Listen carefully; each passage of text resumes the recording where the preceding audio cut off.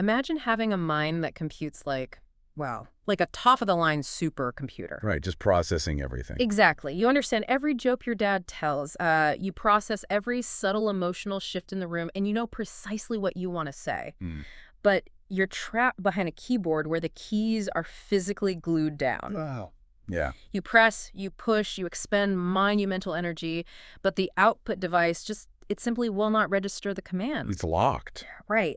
And that invisible, exhausting barrier is the daily reality of the great divide in PURA syndrome. I mean, it's just this incredibly profound neurological paradox, isn't it? Yeah. The internal processor is firing on all cylinders. Yeah. But those external communication pathways are just, well, they're completely obstructed. Which is exactly why we're here. Yeah. Welcome to this deep dive, everyone. Today, we are speaking directly to you, the parents, the caregivers, the families raising children with PURA syndrome. The real experts in the room. Absolutely. You are the experts in your own homes. Yeah. You already know that a PURA diagnosis comes with just a staggering mountain of clinical challenges. Oh, the endless specialist appointments. The maze of medical terminology, right. But today, our mission is to step away from those sterile medical charts for a bit. Which I think is so needed. It really is. We are focusing on something deeply personal, something incredibly beautiful, and honestly, something that dictates the quality of your family's daily life. Total communication? Yes. Total communication. Specifically, how you read and interpret your child's microsignals. Because the clinical literature is, it's finally beginning to catch up to what you, the families, have known for years. Thank goodness. Right. Communication in PURA syndrome, it isn't just a vocal act. It is a total body phenomenon. It really is. When the standard neurological and muscular avenues for speech are blocked, the human body is just remarkably resourceful. It finds alternative physical ways to speak. And the challenge, and really the focus of our analysis today, is learning how to accurately tune in to that unique frequency. Exactly. So to do this, we are pulling from a massive stack of sources today. We're synthesizing clinical reviews of PURA mutations. Really dense stuff in there. Oh, incredibly dense. We're also diving into the neurological research coming out of the Florey Institute, unpacking comprehensive family guides from the PURA Syndrome Foundation. Which are just fantastic resources. They really are. And perhaps most crucially, we're highlighting direct testimonials from families living this reality every single day. Because we want to decode these subtle communication methods, right? Right, to validate that intuition you already have as a parent. And look at actionable ways to bridge the gap between what these incredible children understand and what they can actually express. So, okay, let's unpack this. Let's start with that great divide we just mentioned. The medical literature calls it the receptive-expressive discrepancy. Yeah, that discrepancy is really the hallmark of the PURA communication profile. Break that down for us. Sure. So receptive language is basically everything a child absorbs and comprehends. It's the input. Expressive language is what they can voluntarily output, which is typically measured in spoken words. Okay, input versus output. Right. And the data indicates that the vast majority of individuals affected by PURA syndrome are non-speaking or non-verbal. Meaning they might never produce traditional spoken words. Correct. Meaning they may not produce meaningful, articulated spoken words throughout their entire lifespan. I want to pause right there, actually, and challenge how the medical community sometimes presents that specific piece of information. Oh, please do. It's a huge issue. Because when a parent hears nonverbal, the outdated assumption from society, and sometimes even doctors, is often that the child simply doesn't understand. Yes, that cognitive impairment is assumed. Exactly. But our sources, specifically the clinical characteristics provided by the Human Disease Genes database, they explicitly refute that, don't they? They strongly refute it. I mean, parents and clinicians frequently document that these patients demonstrate an astonishingly high level of understanding. Like shocking levels of comprehension sometimes. Right. They can consistently follow simple and sometimes highly complex multi-step commands. Give me an example of that. So if you ask a child with PURA to come here, sit down and look at this book, they process the auditory information perfectly. Okay. They decode the spatial instructions, and they execute the physical response to the absolute best of their motor ability. So the cognitive processing is happening, the supercomputer is on. The comprehension networks are fully intact, yes. But how is that biologically possible? I mean, if a mutation in the PURA gene affects the development of the entire brain, why is the supercomputer working fine while only the keyboard is glued down? It's a great question. Why does the pathology selectively devastate the expressive output? Well, to understand that, we really have to look at the microscopic architecture of the brain, specifically what the PURA gene actually does. Okay, let's get into the biology. So the PURA gene is located on the 5th chromosome, Hmm. and its entire job is to provide the instruction manual for making a very specific protein called Pur-Alpha. Pur-Alpha. Got it. And the sources mention that this gene is structurally unusual because it only has a single exon. Right. What does that actually mean for the developing brain? Well, most genes are broken up into coding sections, which are called exons, and non-coding sections called introns. Like chapters in a book. Sort of, yeah. And the body can sometimes splice these together in different ways, which offers a sort of biological redundancy, Okay. a backup plan. Okay, so if one part is messed up, the body can work around it. Exactly. But the PURA gene doesn't have that. It is a single continuous stretch of code. It has no backup. Wow. It's highly conserved, meaning it has remained virtually unchanged throughout all of evolution because it's just so fundamental to life. So you can't really afford a mistake there. No. If you have a mutation here, a haploinsufficiency, where one of your two copies isn't producing enough functional pure alpha protein, the entire system feels that deficit. Okay, so we have a severe shortage of this pure alpha protein. What was that protein supposed to be doing in a healthy brain? Think of pure alpha as a highly specialized delivery truck. A delivery truck. I like that. Yeah. Inside a neuron, the nucleus produces messenger RNA, or mRNA. This mRNA is basically the biological blueprint for building new materials required for learning and memory. So the nucleus is printing the blueprints. Right, but the blueprint does absolutely no good just sitting in the nucleus. It needs to be transported all the way down the long arms of the neuron. It's dendrites, right? Exactly, down the dendrites to the synapses, where the neurons actually connect with one another. So the dendrites are essentially the active construction sites of the brain. Precisely. So pure alpha binds to that mRNA blueprint, physically carries it down the dendrite to the synapse, and releases it so local protein synthesis can occur. It literally drives the materials to the site. Yes. And this microscopic delivery system is the fundamental mechanism behind synaptic plasticity. Which is the brain's ability to adapt and wire new pathways. You got it. It's how we form memories and learn new skills. Let me make sure I'm visualizing this correctly then. If a child has a PURA mutation, they have a severe shortage of these delivery trucks. Correct.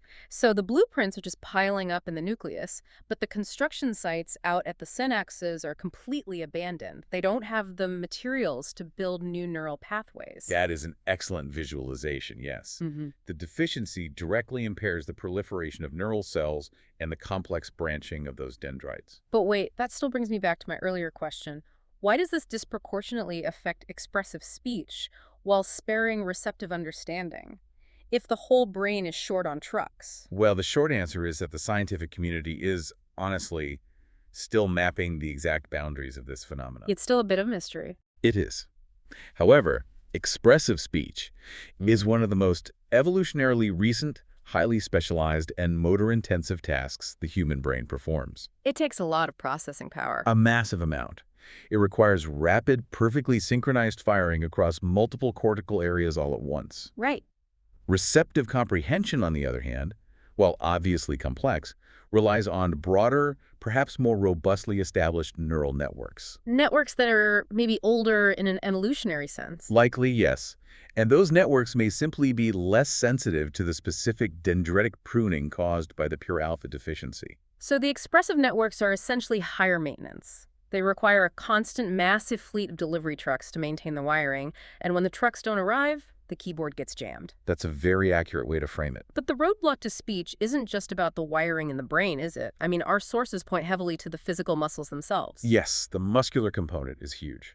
You listeners live with hypotonia every day, you know, the floppy baby reality. But what's fascinating in the literature is exactly how that low tone originates. We really have to trace this back to the neonatal presentation. When they're first born. Right.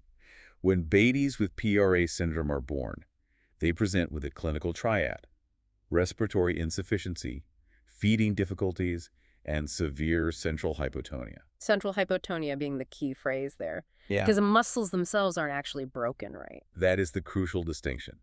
In peripheral neuromuscular disorders, like, say, spinal muscular atrophy, the motor neurons or the muscle fibers themselves are actively degenerating. The hardware is damaged. Exactly. But in PRA syndrome, the muscle tissue is viable. The peripheral nerves are largely intact. Which doctors confirm by checking reflexes, right? Yes, the deep tendon reflexes are usually preserved. The weakness actually originates in the central nervous system.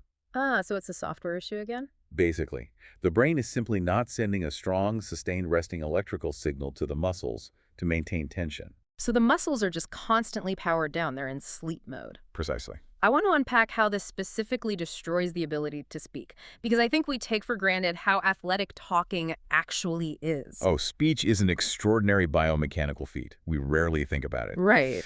To produce a single articulated sentence, your brain must choreograph the precise microsecond timing of roughly 100 different muscles. 100 muscles, just to say a sentence. Yes, you have to contract the diaphragm to push air up, you tighten the vocal cords to the exact millimeter to produce pitch, Wow. and simultaneously you execute rapid fine motor gymnastics with your tongue, lips, and jaw to shape the consonants and vowels. And if you have severe central hypotonia, trying to choreograph those 100 muscles is like trying to play a fast piano sonata while wearing thick, heavy winter gloves. That's it exactly. The intention is there, the supercomputer knows the notes, but the physical calibration is entirely muffled by the gloves. The muscular tension required for that fine calibration simply isn't available to them.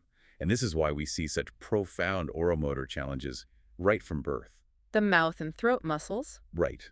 The same hypotonia that makes it difficult for an infant to just lift their head against gravity makes it nearly impossible to coordinate the suck-swallow-breathe cycle. Which explains the dysphagia, the severe swallowing difficulties. Yes. The literature actually notes that over 80% of these infants have feeding challenges, frequently requiring nasogastric tubes or gin tubes. It's incredibly common. And they need those tubes not just for caloric intake, but to prevent aspiration, right? Yeah. Accidentally inhaling milk into the lungs because the throat muscles just can't sequence the swallow fast enough. Exactly. The muscles are too slow. Furthermore, as the child grows, that oromotor hypotonia manifests directly as dysarthria. Which is what, exactly? It's a motor speech disorder. Yeah. Even if the neural pathways manage to send this signal to form a word, the resulting speech is often slurred, exceedingly slow, or characterized by a very breathy vocal quality. Because they just can't maintain the air pressure. Right, the muscles cannot articulate sharply or hold the pressure needed for clear speech. The case studies in our stack also frequently mention pronounced siluria, which is excessive drooling. A direct consequence of the low tone in those exact same swallowing muscles. Right. Think about the physical reality of that for a moment. If a child cannot comfortably or automatically swallow their own resting saliva because their throat muscles are too weak, It's exhausting. asking them to rapidly manipulate those exact same muscles to form a crisp T or K sound is asking them to perform a monumental athletic feat. It's a marathon for them. Which brings up a question I really want to explore here. Are we putting too much pressure on verbal speech? This raises an important question, absolutely. Because if the biological keyboard is this jammed and the muscular effort is this draining, is traditional speech therapy sometimes kind of missing the forest for the trees? The field of speech-language pathology is actually undergoing a significant paradigm shift regarding this exact issue right now. Oh, really? Yes.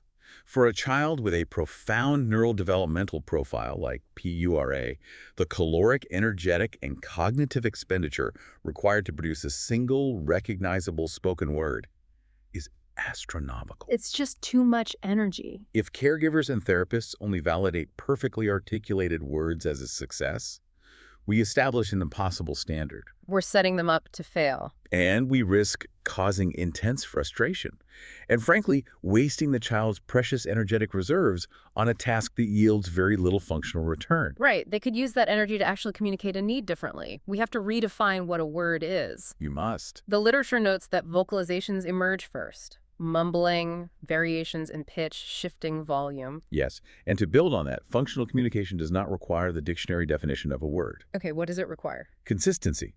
If a child consistently uses a specific low-pitched hum to indicate I am hungry, and a sharp higher-pitched vocalization to indicate I am uncomfortable, Yeah. that is language. They've created their own vocabulary. Exactly. The child has successfully encoded a need into an acoustic signal, and the caregiver has decoded it. That is a profound communicative success. And it should be validated and celebrated just as much as a spoken word. Completely. Celebrate the mumble.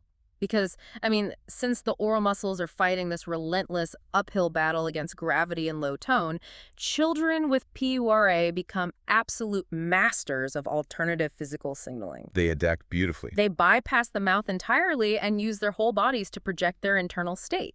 And this is the heart of reading the microsignals. Tuning into these signals requires a deliberate shift in observation, though.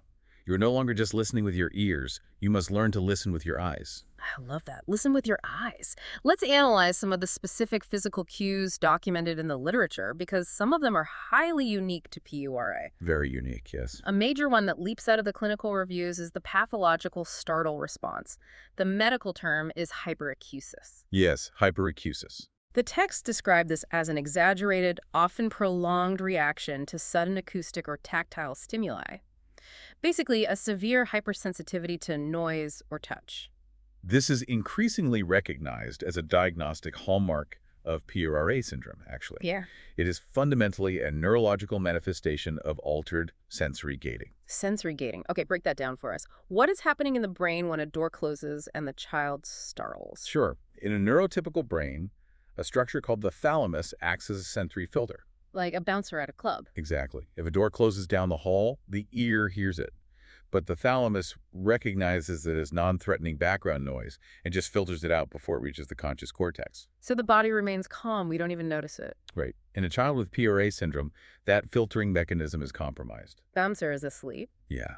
The sudden sound of a door closing, or even a sibling laughing unexpectedly, bypasses the faulty filter and hits the nervous system with the intensity of a gunshot. Oh, wow. That's terrifying. The brain registers massive, sudden input and triggers a full-body autonomic startle reflex. It's an involuntary physical jolt. Completely involuntary. But this puts parents in a very difficult interpretive position, doesn't it? It does. How do you distinguish between an involuntary neurological reflex, just a brainstem misfire, and a child who is genuinely trying to communicate, I am terrified, or this environment is too overwhelming for me? That is the real art of reading the microsignal, and it relies heavily on context and pattern recognition. What should parents look for?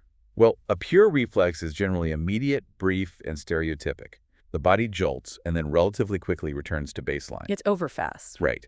However, if that startle is followed by prolonged distress, a shift in respiratory rate, rapid eye movement, or behavioral withdrawal. The signal has shifted. Exactly. The child is actively communicating, my nervous system cannot regulate this environment. The startle is just the alarm bell, indicating that the sensory input of the room needs immediate modification. You look for the physiological echo after the startle. That makes so much sense. It's all about the aftermath. Another fascinating and highly specific microsignal mentioned in the parent testimonials is hiccups. Oh, the hiccups. The data surrounding hiccups is a remarkable example of how parental observation often leads clinical science. It really is.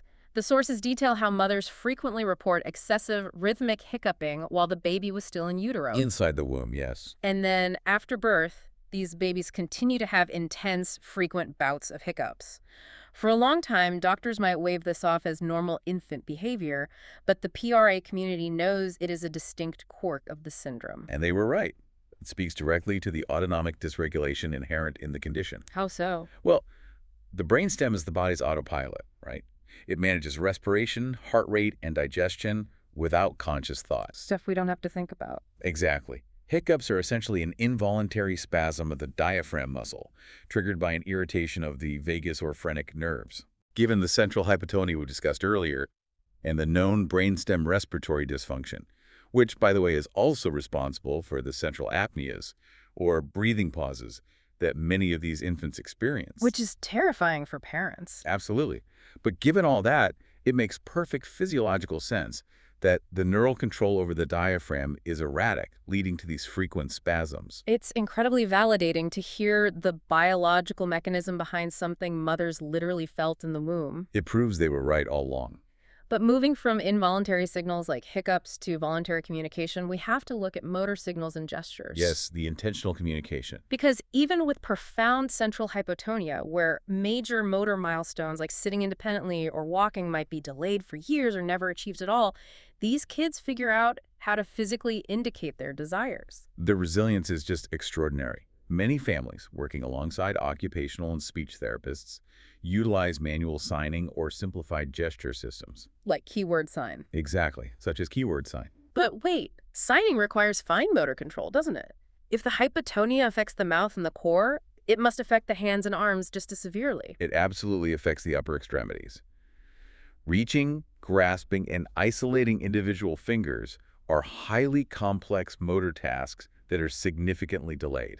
So they can't do typical sign language. Therefore, a sign from a child with PURA is unlikely to look like crisp, standard American Sign Language. It's not going to be a textbook gesture. Exactly the opposite. It will be an adapted, gross motor approximation. What does that look like in practice? A child might indicate more, not by tapping their fingertips together precisely, but by executing a gross sweeping motion of the entire arm. Or I've read they might indicate finished with a specific upward eye gaze combined with a purposeful hand twitch. Yes.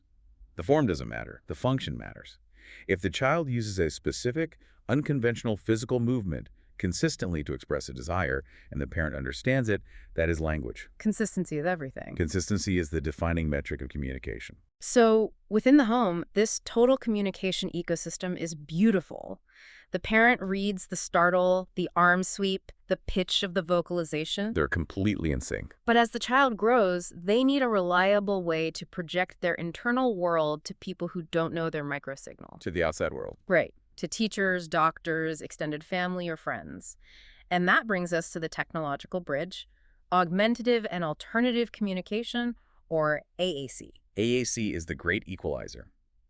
If the biological keyboard is permanently jammed, AAC provides an external, fully functional keyboard. It gives them a voice. The clinical consensus across multiple developmental disciplines is that the early implementation of AAC tools is not just beneficial, it is a critical requirement for individuals with PURA syndrome. Let's break down what AAC actually looks like, because the sources describe a wide spectrum of tools. It's not a one-size-fits-all approach. Not at all. You don't just hand a non-speaking child an iPad and expect them to write a novel. The literature categorizes these from low-tech to high-tech. Let us begin with the low-tech, robust systems. These are frequently symbol-based communication boards or intricate books. Like the PODD system, right? Yes, the PODD system, which stands for Pragmatic Organization Dynamic Display. These systems rely on the child pointing to, or gazing at, a sequence of symbols to build concepts or convey needs. The beauty of a system like PODD is its reliability. It doesn't run on battery power. It doesn't shatter if it's dropped from a wheelchair. And it can go anywhere. Exactly. And the parent can physically model the language by pointing to the symbols as they speak to the child. Modeling is absolutely vital. You cannot expect a child to output language through a visual system if they are only ever spoken to with auditory verbal language. They need to see it in action. But as the child's cognitive demands grow, families often transition to high-tech options. Like the iPads and dedicated speech devices. Right. These are dynamic touchscreen devices equipped with specialized speech-generating software. The child selects a button featuring an icon of a cup, and the device synthesizes the spoken word cup. But here is where we hit a massive physical roadblock. Yes, the motor challenge returns. We just established that severe central hypotonia makes reaching and isolating a finger incredibly difficult. For many children with PURA, accurately tapping a 1-inch square on an iPad screen is physically impossible. Which is where advanced eye-gaze technology becomes revolutionary. Eye-gaze? How does that work? For children locked in by severe motor limitations, eye-gaze offers total autonomy. The system uses infrared cameras to bounce light off the child's retina, tracking the precise movement of their pupils across the screen. So they control the mouse with their eyes? Essentially. The child simply has to look at the icon they want for a predetermined dwell time, say 1 second, and the device selects it. Wow. When you bypass the paralyzed arms and go straight to the eyes, you finally see the supercomputer unlocked. It's incredible to witness. There is a direct quote from our source stack, a parent testimonial, that beautifully captures this breakthrough. Oh, I know the one you mean. The parent wrote, "Sarah has great receptive language skills, but has been unable to say more than the occasional word. With therapists, she's now learning to express herself using a PODD communication book and an electronic communication device. She loves to use these devices." That is the phrasing there. She loves to use these devices. It's not a chore for her. It provides agency. It gives a child control over their environment, the ability to choose a movie, request a different food, or tell a joke, which is a fundamental human right, often inadvertently denied to children with severe physical disabilities. But I was reading through the clinical data regarding the visual interface of AAC, and I noticed a hidden hurdle that seems incredibly problematic. The visual impairments? Yes. The sources state that ophthalmologic challenges, severe vision impairments, are reported in the vast majority of PURA cases. They are very common. We are talking about strabismus, which is the crossing or wandering of the eyes, and significant refractive errors like severe myopia or short-sightedness. The literature even mentions conditions like Brown syndrome, which mechanically limits the eye's ability to look upward. Right. So how can a child possibly use highly precise eye-gaze technology if their vision is fundamentally compromised or their eyes cannot align? You are identifying a critical vulnerability in the AAC pipeline here. It highlights exactly why multidisciplinary care is a clinical necessity, not just a preference. So the speech therapist can't do it alone. No. The eye tracking software relies on an algorithm that expects two eyes moving in relative tandem. Okay. If a child has uncorrected strabismus, the extraocular muscles, the 6 tiny muscles that control eye movement, are imbalanced. Due to that same central hypotonia affecting the rest of the body. Exactly. One eye drifts inward or outward. When this happens, the infrared cameras cannot accurately calibrate the spatial geometry of the gaze. The technology just fails. The technology fails. So the device thinks the child is looking at the yes button when they're actually trying to look at no. Yes. The frustration there must be agonizing. It is entirely counterproductive. The system breaks down not because the child's cognitive supercomputer failed to understand the task, but because the physical interface is misaligned. So an ophthalmologist is actually a foundational member of the speech and communication therapy team? Unquestionably. Early ophthalmologic examinations and aggressive correction of visual deficits are absolutely vital. So getting them glasses early on. Yes. Whether that means prescribing highly specialized corrective lenses for refractive errors, or pursuing surgical intervention to mechanically realign the extraocular muscles in the case of severe strabismus. It's that important. Optimal vision is a direct prerequisite for communication. If the child cannot clearly see the visual symbols, or if their eyes cannot reliably track together to satisfy the camera's calibration, they are locked out of their only voice. You literally have to fix the vision to unlock the voice. That is a powerful clinical takeaway. It really is. But let's look at the reality of daily life. Life is chaotic, batteries die. They always do. Eye-tracking cameras glitch in bright sunlight.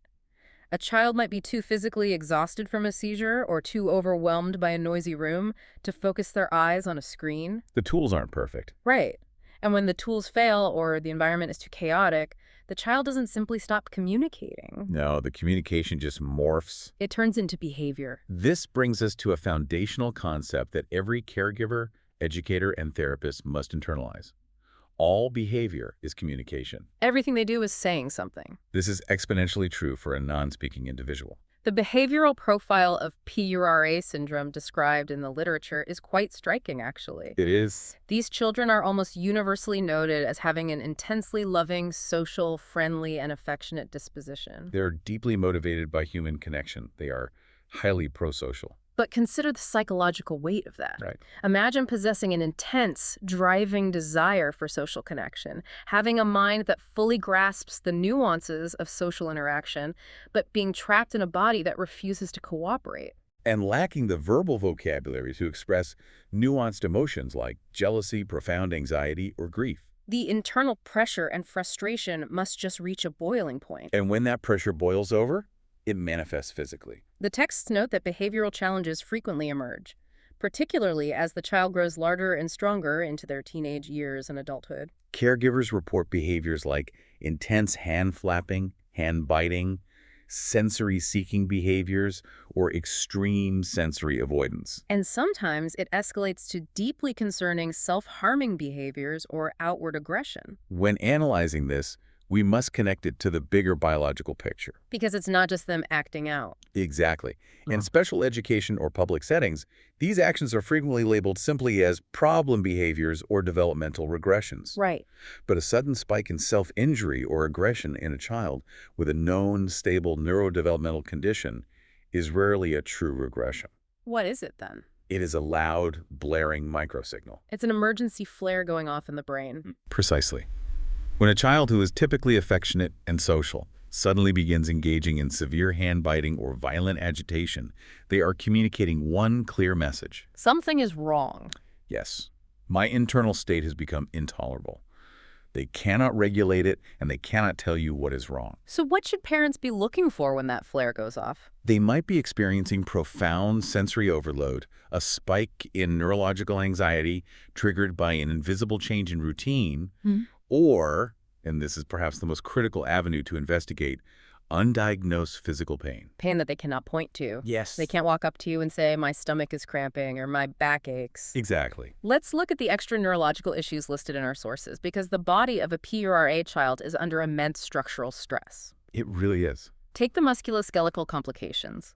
The literature states that scoliosis, a progressive abnormal curvature of the spine, is reported in nearly 48% of the PURA population. Almost half. And scoliosis places severe asymmetrical biomechanical stress on the back muscles, the rib cage, and the internal organs. It pulls everything out of alignment. It is highly uncomfortable, and if it progresses rapidly, it is acutely painful. Then you look at bone health. The data points to widespread low bone mineral density, or osteopenia, likely exacerbated by the inability to bear weight and walk independently. Because bone density requires impact. Right, and the sources note that some of these individuals experience pathological fractures, a bone breaking from minimal trauma, or just normal daily handling. Imagine having a hairline fracture in your femur and having absolutely no verbal way to tell your caregiver it hurts. It's heartbreaking. Furthermore, we must thoroughly investigate the gastrointestinal system. Oh, the GI issues are massive. The clinical literature indicates that chronic, severe constipation is a near-universal complaint among caregivers of children with PURA. We really need to explain why that is, because it goes right back to the central hypotonia we were discussing. The low muscle tone affects the gut, too. Yes. The gastrointestinal tract is essentially a long muscular tube. It relies on a process called peristalsis, a rhythmic, coordinated waves of muscle contractions managed by the enteric nervous system to move food and waste through the body. Okay. If a child has severe central hypotonia affecting their limbs and throat, they also have intestinal hypotonia. The gut muscles are floppy, too. The gut muscles lack the tone to create that propulsive wave. Combine that with a largely sedentary physical lifestyle, and the bowel simply stops moving. It just stalls out. Severe chronic constipation causes intestinal distension, which is agonizingly painful. So if your 14-year-old is suddenly biting their hand until it bleeds, or flapping wildly and crying out, they might not be having a behavioral crisis. No. They might be in agonizing gastrointestinal distress or suffering from a microfracture. The behavior is the speech. The hand biting is the only physical outlet their overloaded nervous system can find to express the message. My body is in pain, and I need you to find the source. It's a cry for help.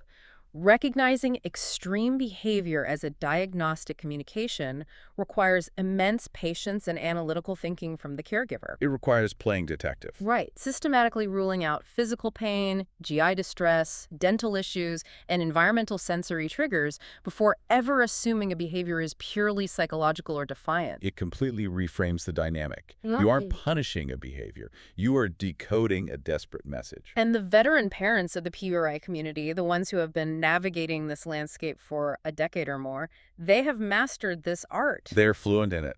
They are fluent in a language composed entirely of gestures, behaviors, and vital signs. This brings us perfectly to our final section, redefining speaking and managing the long game. Framing it as the long game is vital for maternal and paternal mental health. Because it's a marathon. One of the most important clinical aspects of PURA syndrome to understand and internalize is that it is a non-degenerative condition. That is a massive point of hope. It is not a regressive, deteriorating disease. It is fundamentally a neurodevelopmental condition. The neural architecture was built differently from the start due to the lack of Pur-Alpha protein. Right. This means that while development is significantly delayed and milestones are stretched out over years instead of months, individuals typically do not lose previously acquired skills unless there is a secondary medical crisis, such as uncontrolled epilepsy. So they keep moving forward. The slow, steady march of progress continues throughout their entire lifespan. The gap in traditional skills between them and their neurotypical peers might visually widen as they get older, but they are still moving forward on their own unique track. Exactly. That's why managing expectations and measuring progress in highly individualized, non-traditional ways is so critical. A speech therapy session for a teenager with PURA isn't about trying to force the vocal cords to articulate a B sound. Right, that's not the goal anymore. It's about maintaining safe swallowing reflexes to prevent pneumonia and mastering the navigation of an AAC device to request a favorite song. Progress in this population must be measured in micro-milestones. The low ends. A new, purposeful, vocalized tone.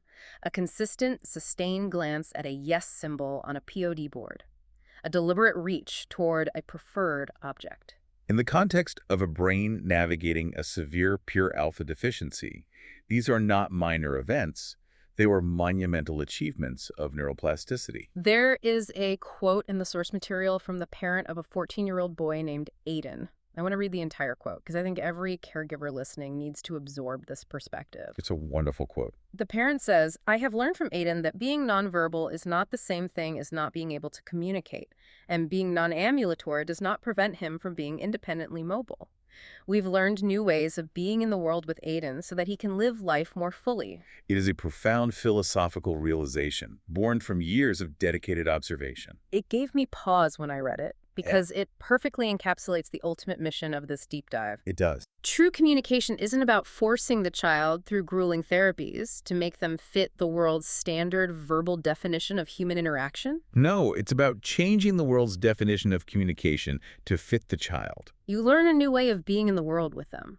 You step into their reality. And achieving that reality requires a robust, multidisciplinary team that respects and supports this alternate view of progress. You need a whole crew. You need neurologists meticulously managing the epilepsy, because we know that the electrical storms of uncontrolled seizures can actively erase developmental progress and stall neuroplasticity. Right. You need orthopedic surgeons aggressively monitoring the spine and hips to prevent pain. You need endocrinologists tracking bone density and vitamin D levels. And you need the speech therapists, occupational therapists, and parents working daily to refine the AAC interface. It is a massive, lifelong undertaking. But the primary goal is always maximizing the individual's physical comfort so their cognitive energy can be spent on human connection. That's the ultimate goal.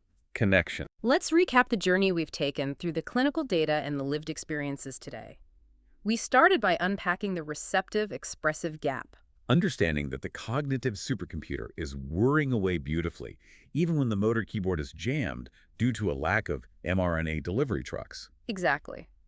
We looked closely at the physical roadblocks, detailing how central hypotonia makes the sheer mechanics of speaking and swallowing incredibly exhausting.